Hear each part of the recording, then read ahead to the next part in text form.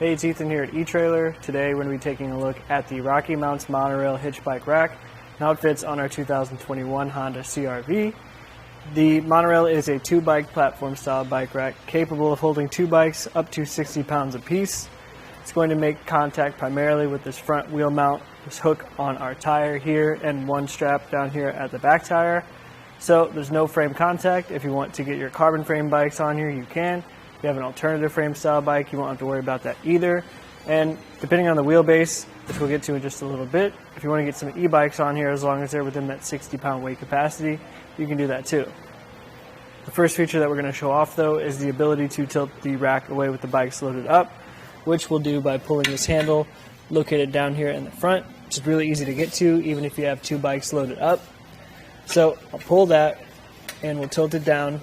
It helps out a little bit, so if you do have another bike loaded up, it's not terrible, but it does get pretty low to the ground there, so if you do have another bike up there, it could be a little tricky. That being said, that aggressive tilt does give us plenty of room to open up our hatch. So from here, if I want to, I could sit down before or after the ride, change my shoes, and now would be a great time to get anything out of the back that I might need before or afterwards as well. So we can close that up, and grabbing onto the rack instead of our bike, we'll tilt it back up until you hear that click, which is how you know it's back into place, and we can get our bike taken off. To do that, I'm first going to start with the strap here on the back side. Everything is color coordinated, so the blue things are the touch points, including this button that we use to release our strap. Now holding on to the frame of the bike, we'll release this hook by pressing this button here, lowering that down and out of the way, and we can get our bike removed.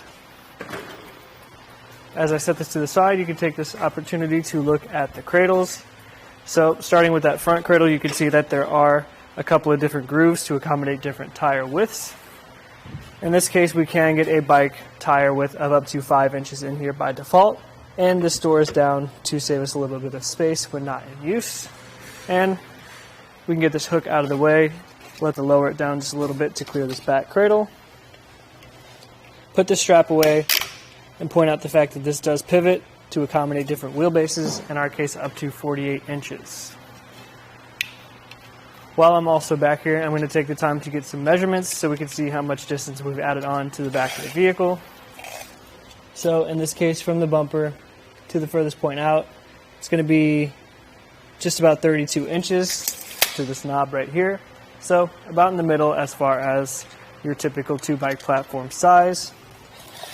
Ground clearance from the ground to this blue handle here is going to be about 18 inches. So the CR-V sits tall enough, and we have a nice rise in the shank and the design overall.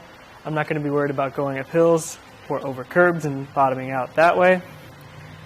But if we want to, we can save a little bit of space using that same handle we used before. We'll fold the rack up until it clicks again towards the back of the vehicle, and I'll get some new measurements to see what that saved us. So now from the bumper to the furthest point out, it's going to be about 13.5 inches, so we cut our distance by well over half, and it doesn't sit very close, so I'm not going to worry about that, and it's not going to get any closer than this right now. With it in this position, you might be curious to know what it's going to cover up on the back of your vehicle, so we'll take a look at that. Starting with our license plate, it's pretty heavily blocked by pretty much all of the rack here. There's going to be windows where you can see through it, but it is going to be pretty partially or heavily obstructed. Our backup camera here is at least off to the side a little bit, so it's not shooting straight at the center of the trays, but it is going to see a lot of this bike rack. There are going to be windows where we're going to be able to at least tell if there's cars or people behind you though. It is narrow enough and compact enough that it's not going to really interfere with our taillights at all, and it's short enough that it's not going to come anywhere near our rear window. Before we take a look at the shank, we can just point out that we have this post here. So that's just going to be for your cable lock. It'll secure in there, just built in. The cable lock is not built in, but it is included. Down here we do have the shank. It's a 2-inch shank that fits into our 2-inch hitch receiver. It's held in place by an anti-rattle bolt with this lock pod on the end that will end up being key-to-like to that cable lock that we just talked about.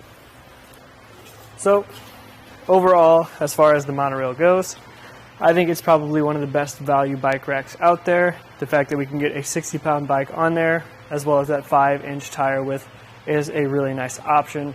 It tilts far enough away with the bikes loaded up that we do get hatch access, and it folds up without getting too close to the car in this position to save a little bit of space. If you were looking to potentially upgrade, the only option I would throw out there would be maybe something like the Kuat NV 2.0. It just has a little bit nicer aesthetic in my opinion. It works just about the same way, same weight capacity, but you also get a built-in bike repair stand with that. But if you don't need all the frills and you just want a really solid bike rack that's going to get the job done, the RockyMounts MonoRail is a really nice choice. This again was just a quick look at how it fits and how it works on our 2021 Honda CR-V.